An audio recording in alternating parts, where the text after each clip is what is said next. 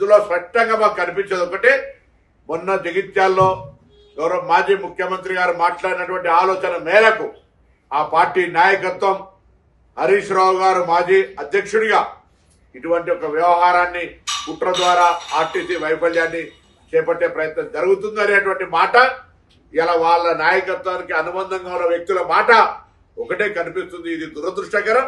నేను మరొక్కసారి కార్మికులందరికీ, ఒకవేళ సంఘ నాయకులు ప్రభుత్వం నిరసన చెప్తే చెప్పండి, కానీ అందులో పనిచేస్తున్న ఉద్యోగస్తులు, అక్క చెల్లెళ్ళు, అన్నదమ్ములు అందరూ కూడా మీరు బాధ్యతగా పేద ప్రజలకు లైఫ్ లైన్ అయినటువంటి గ్రామీణ ప్రాంతాల నుంచి వైద్యం కొరకు, విద్య కొరకు, ఉపాధి కొరకు 65 లక్షల మంది బస్సును వాడుతూ ఉన్నారు. వాళ్ళ అంశంలో మానవతా హృదయంతో వ్యవహరించాలి. నేను ప్రభుత్వంగా మరొకసారి చెప్తున్నా, మీ అంశాలన్నీ 32లో మీరు పని భారము ఇతరత్ర అన్ని అంశాలకు సంబంధించి 29 అంశాలను అక్రాస్ టేబుల్ గా వెంటనే నిర్ణయం చేయడానికి సిద్ధం. తప్పుడు ప్రచారం వద్దు.